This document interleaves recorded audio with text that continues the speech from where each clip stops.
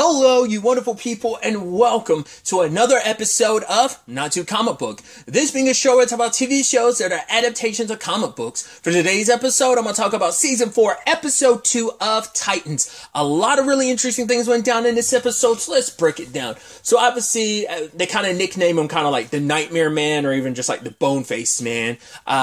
Takes his next victims. And it is interesting that we see this pattern later on where it's like, well, he killed them. Well, he froze the dad and then he killed the mom. And I was like, that's interesting. I was like, why is it specifically just going after the females? I'm like, once again, serial killers have their particular thing, but I'm like, why specifically men? Like, I was almost wondering, could it be symbolism in right, you're trying to take a guy's virility or vitality that is there's maybe you're lacking in some department of what, and maybe you're trying to make up for some. That's what I'm wondering. Cause I was wondering if there's some kind of correlation between that and maybe Sebastian's whole circumstance, because he seems like he's someone that he's very, God, what's the word? Introverted enough that he isn't very outspoken. He ends up keeping a lot to himself. I wonder if there's some correlation there. Maybe, maybe not. Because I was curious also, what are they going to do about the little girl? It turns out he just basically trapped her in a nightmare. So the whole thing is just about collecting blood. Obviously, we got the large blood motif with them, but I'm like, I don't know if that's Brother Blood's thing, in the comics. Once again, I could be mistaken, but I'm sure that's who Joseph Morgan's character of Sebastian is supposed to be, is Brother Blood. I guess he just hasn't become that, but I don't know whether, cause he's kind of losing his mind, but it seems like that's on purpose. He might have been a chosen one thing of no, we want you to be, cause I mean, maybe Brother Blood's whole shtick has always been a cult thing, cause I'm I know he was in Arrow, but I don't think he played up the way he does in Arrow. And even from the Teen Titans cartoon, I'm obviously he's going to be toned down. But even then, I'm he was always by himself. Did he ever even have a squad or anything? I don't remember.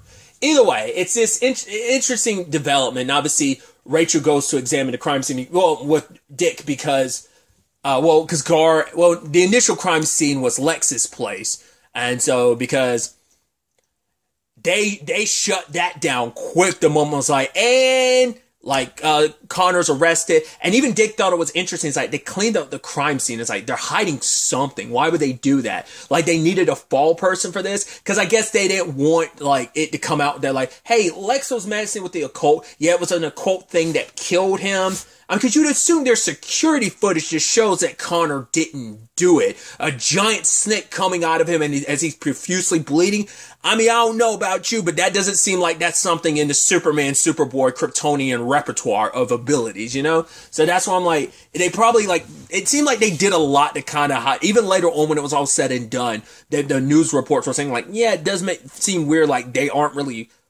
They tried to pin this on Connor, even pointing out, being and Dick had to be shut up, he's Connor, And even at one point, it's Dick's I should tell Connor just to break out of this place, but it's yeah, that's just going to cause more problems and trouble. It's it's interesting because obviously Clark found himself in a very similar circumstance this in season 2 of Superman and Lois.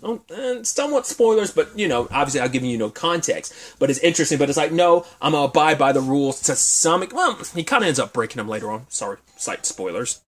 Even Connor said that whole line about having to play by the rules. But I am curious, what was the 100% reason why he was locked up? Is it just because, hey, you have Superman's powers, but you're part Lex. Lex is a bad guy, and you're just part him with... Because I feel like they never really leaned into that news-wise, but now they push the narrative forward he's the bad guy responsible for everything. Of course, they're creating the narrative of this thing that was born from a combination of Lex Luthor and Superman ended up being his destruction, and it kind of leans into the theme of oh my god, the creator was killed by his own thing. I'm sure there's a very Frankenstein-esque allegory you can make there. So, I mean, I guess that's the direct correlation in some regards, but still, it's up to the Titans to try and clear his name. So Rachel goes to the crime scene, gets a vision of the house, which I love that Tim is wait, she gets visions, and you can see Gar looking at him oh, I'm sorry, buddy, you're so new to this, you don't know Rachel's whole deal. Don't worry. He's she never said she got visions. Oh, bro, we're gonna have to break you in about everything Titans related. So, but I definitely like that they are leading into the very creepy element of this season. especially with this like Nightmare Man. I mean, and brutal like obviously the ritualistic nature of it, because we are dealing with the occult and cults in general. But also like there's kind of a serial killer, which the person behind all of it ended up being the doctor that Lex was going to. But I'm like, he had to be either he was just doing his part in this grand scheme of things, or even he was just kind of a pawn being controlled. It's unclear, because maybe he was doing his own thing, but then maybe the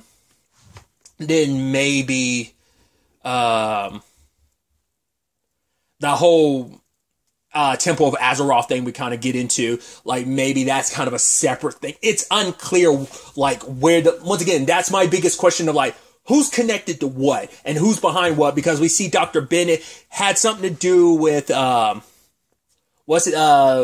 Lex's murder, but we also see her visiting Sebastian, so they're trying to fill that void. But it also seems like the Temple of Azeroth thing seems like it is also connected to Sebastian. It's all connected. I'm just trying to figure out why it's all connected. Like, what is the end goal and what's the end result for that? And why specifically Sebastian? What's so special about him? Because it seems like they're trying to drive him mad. Maybe there's something like, why is he so important? You know, why is he the one seeing all the blood? I mean, I guess that's all byproduct of them trying to break his sanity, make him feel so alone in the world, just kind of give into all the stuff that he's seeing, the madness of it, like the darkness in him, trying to bring it to the surface. I don't know. I don't know if he's supposed to just be like some messiah type of thing, or is he just kind of a vessel for what they're trying to do, which immediately I'm like, at the end, I'm like, are they trying to bring back Trigon? Like, I know I'm a little all over the place, but I'm trying to connect the dots with what they're up to. But either way, kind of, let's focus on the Nightmare Man himself. Like I said, I really like that, almost like Freddy Krueger-esque aesthetic, whereas like Rachel was trying to go to that girl Arya and bring her out of the nightmare. But ultimately was able to. And so they were able to find him because Gar recognized the sound that was coming from like that place. It's like, right, it's a place of dying animals, so they knew it was like a slaughterhouse, which is how very slasher of him to make this all go down. I mean, I guess that's the perfect like slasher villain thing to do, is to do your thing at a slaughterhouse, a very isolated area like that where you can make as much noise and get as bloody as you want. But we saw that the past victims are, because the one we saw was the guy from last episode, and the dad, Arya's dad, like they were both still alive, but everyone else I think was already dead, but once again collecting their blood. So, and the fact is that when he burst into flames later on during his confrontation with Rachel, it's like, well, did he do that, or did the people behind us? Because even Rachel was like, for a moment there I felt something else. So it felt, maybe it is a thing. Because I'm bouncing. I'm sorry. I do apologize. I'm trying to like reel it all in and try to keep consistent, but it's like, it's all connected. So I'm trying to do one through line and connect to another, but I am a little bouncing all over the place because, Starfire, Corey, she found out that basically a lot of people in Lex's inner circle. Well, for one, he had cut a lot of people off because as he was dying, like stuff was changing in him. And so for like the past year, a lot of his close cohorts hadn't seen him because he had more relied to more leaning into the occult and leaning into healers and people who are, and the archaeologists, and I'm guessing that's Dr. Bennett. But when it's all said and done, it's not just Lex that died, people close to him too. So you're like, right, I guess trying to like vacate a lot of the LexCorp inner circle, maybe because they were involved in this occult stuff too, or maybe it's just a play for LexCorp that they're aiming for. So that's why I'm like I said, I'm not sure if Home Dude, he had to be a sacrificial lamb, but whether he was aware he was a sacrificial lamb and he chose to kill himself like that, most likely had to be, he was just someone else's pawn. Like, I know whether it was knowingly or not is still the big question. So, and it's interesting too because it is fascinating because I didn't really think too much of it because I thought, well, it's just Lex being Lex, but he did spend a lot of time talking about Corey and talking about her sister, and like the fact is, oh, she had the power that, you know, that whole back and forth that they had. It's like, oh, she has the power that you thought was yours for so long and yada yada yada. Well, Dick ended up looking into Lex's files even more after he died, and it turns out he's been stalking Corey. He's taken such an interest in her, and at first you're like, maybe it's because of he thought maybe Corey's circumstances could heal him, whatever it is. It's still unclear, because Connor kind of put on, as Corey puts it, his Lex hat, and it was like, right, if Lex is ever investing himself, especially a man who had such little time left, if he was investing himself into Corey, it wasn't just like some like, oh, whimsical, like fancy. It's like, no, it was important to him for some reason. So I forgot what Connor exactly said to Corey, but basically it's like, right, it's not about Lex's secret, is more so about your secret. Whatever your circumstances are is what he was really digging into. So she still doesn't have any answers on that front about what that was really all about. But whatever, because they're still unclear about where the source of what she's able to do now, which was originally her original ability anyway. It's still unclear where it come from, where it stems from. So maybe it has some, because I figured Rachel would be the centerfold of all of this, which it seems like she kind of is, but maybe Corey's circumstances are going to be a key factor in all of this as well. So, and also, once again, it's still unclear about the Gar thing, because he was hearing voices. It was specifically a lady's voice, and we know there's kind of a lady at the center of all of this as well, so I don't know if she's trying to reach out to Gar. Like, so many people are seeing and hearing shit that I'm like, I don't know what that's all about. It's also pretty rough first going as a pseudo-titan in training for Tim, because he got jumped in. I mean, yeah, all that Gotham stuff is, that was you in training, but this is you even more in training, and now we're dealing with the occult, serial killer, lots of blood and death. It's like, yo, like, because even Corey said it later on, it's like, yeah, she referenced Deathstroke and someone else. It was another villain. She was like, yeah, they were, right, Deathstroke, evil, Jason is one thing, but she's like, whatever the hell all this is some next level shit. Like, even she's like, this is kind of wild and out of pocket. So I also really appreciated that speech that Dick was able to give to Arya by being like, yeah, like, he knows exactly what she's going through. It's like, I was about your age when I lost both my parents, and it took a very special person coming into my life telling me, because when at a time when it feels like you're so cold, nothing you do can warm you up, this person put a jacket on me and told me everything was going to be, it was going to take some time, but everything was going to be okay. And it eventually was. And him kind of passing that on to her. And obviously it's like, oh, is there any, is Rachel your friend? Does she use the same magic as a Nightmare Man? He's like, no. Good magic versus good magic always comes out on top. And because I love that's that interesting contrast with the line he had said earlier, where he said, like, Bruce always believed that all magic was bad. But it's also, to be fair, Bruce is one of the more jaded superheroes, so he kind of sees the worst in people, which obviously contrasts with Superman trying to see the best in people. So I think it's interesting for him. It's just probably like, he's probably had his run-ins with the magic users over the course of the years that he's been Batman. And it's like, yeah, they haven't always been good. I'm sure the League of Assassins or League of Shadows, whatever their name is in this, the whole Ra's al Ghul, Ra's al Ghul situation, it's like, yeah, I'm sure that leans in a more supernatural, mystical side of things. So that probably didn't put any like magic in a very favorable light for you.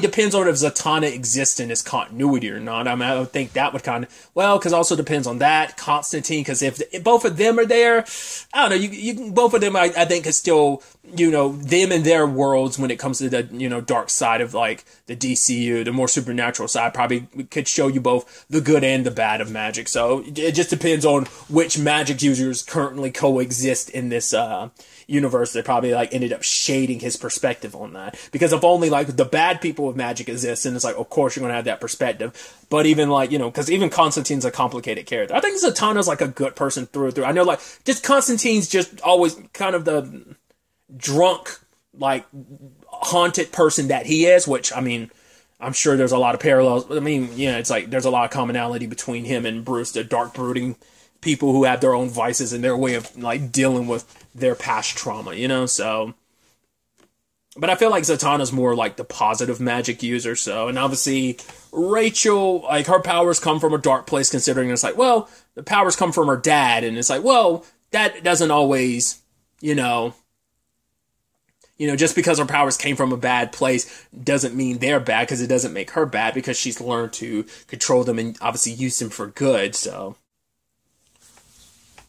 I think they were able to prove Connor wasn't behind all this because another murder of the similar element happened while he was locked up. Or maybe it's just in general they found the evidence to prove, like, no, the person responsible for this wasn't Connor. So they were able to get him out. But for Connor, it's like, once again, as he was saying in prison, he's like, even if I get out of here, there's, the general public is still going to have their opinion about me. He's like, I hear what they say about me, what they think about me.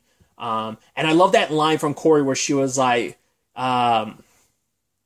basically, you don't need to prove any fucking thing to them, which I was like, I know people have their issues with the Man of Steel element or the Zack Snyder Superman, but I always thought that was an interesting line from Martha, by Diane Lane, where it was like, you can be their hero, you can be their savior, or you could be nothing. You don't owe this world anything. I think it's kind of interesting that Connor's kind of in that, and considering both halves of himself and how people view him just because of that, all it took was one situation, and them sliding the narrative to push it towards Connor was enough to get so many people turned on him. And it's like, yeah, if they're able to turn on me that quickly, it's kind of like, yeah, I'm fucking leaving Metropolis and I'm never coming back here. It's like, probably like, well, what if it's like, no, Superman can come find me in San Francisco if he wants to meet, so fuck this place, never coming back here, because this is the place. Because I think he even heard like people saying like, oh yeah, the whole wasn't it a carnival thing, it's like was what they were referencing or something like that. I don't know if that was like the season 2 thing or something from season 3 that they were specifically referencing, like some of the voices he heard from outside. I do think that is interesting. It's not like a complete nullification with the maybe it's just because of his special circumstances, but he can still utilize his powers even under a kryptonite light. Because I guess it doesn't, because he's not a full Kryptonian, it doesn't affect him to the degree it affects like a full-blooded Kryptonian like Clark or Kara. So I don't know if that's just it, or just like I said, maybe his constitution is just different. But because there's been instances where it seems like Superman or Supergirl are completely petrified by kryptonite, but there are other instances that have been shown, like, I guess when the circumstances come through, they can push through it and still, it's not like it nullifies their powers, it just weakens them and they can't really summon their strength, it kind of like decreases it, but I guess if there's enough of it in stockpile before it completely drains, it can take advantage of it. I guess like super hearing is just one thing. It probably like takes a bare amount of like superpowers. So like the kryptonite threshold of how much he's weakened still allows for that. Probably just not much else maybe. Well, to be fair, it's like, yeah, it makes sense because kryptonite's just meant to weaken them. If you want to completely strip his powers, you need red kryptonite, or the red sun more specifically. But just before they're able to leave Metropolis, it's like, man, why can't leaving this place be damn it easy? Because every time they're about to leave, some shit goes down. It's like, nope, we got to stay. So now it's like they go up against that lady at the end, who it seemed like she was kind of maybe draining some of Connor's energy. It sure as hell looked like she drained everything from Rachel, because her hair turns white, but also the crystal, the whole Trigon thing, like disappeared from her forehead. So probably all of her powers are gone, and those are intertwined with her. Like, we'll see if she wakes up, because she might be in a coma, because her powers are a part of who she is. It might be part of her lifeblood. So it's like losing her powers, it's kind of like stealing her life force. So it might have put her in a catatonic state, or maybe it's just going to put her in a weakened state and she'll eventually die, but maybe she's not completely catatonic now. Who knows? But that lady walked away with so much of her powers. She managed to not absorb any of Corey's power, because maybe Corey's power kind of neutralizes what she was doing, but she showed up at the temple saying those 3 magic words: Azeroth, Metreon, Zinthos. I was like, wow. So, and her and the whole cult was chanting it, but then we cut to Sebastian listening and hearing it, and then like seeing like the cup overflow with blood. So once again, are they the ones chanting, the ones killing Lex and everyone else in his circle? But that seemed like that was Dr. Bennett. So it's like, is she taking advantage of that? Is she using them? Because it's like, it's a quid pro quo thing of, you get what you want, I get what I want. like I said, I just don't know what the teams are currently and what the end goal and end results are at the end of all of this. Like I said, I brought it up earlier. I feel like I was like, considering like you took Rachel's power and just Azeroth and everything, I'm like, could this be an attempt to resurrect Trigon? And could Brother Blood be like, they're setting him up to be the vessel, like a human vessel for Trigon in this world type of situation? I mean, that's what I'm wondering. Or they just setting, maybe not even Trigon, but making Brother Blood kind of his own kind of deity or something like that. We'll ultimately have to wait to see where the next episode takes us with all of this. But really, that's all I wanted to talk about. Till the next time we meet, be happy, be safe, live life to the fullest, and enjoy it. Good day and goodbye.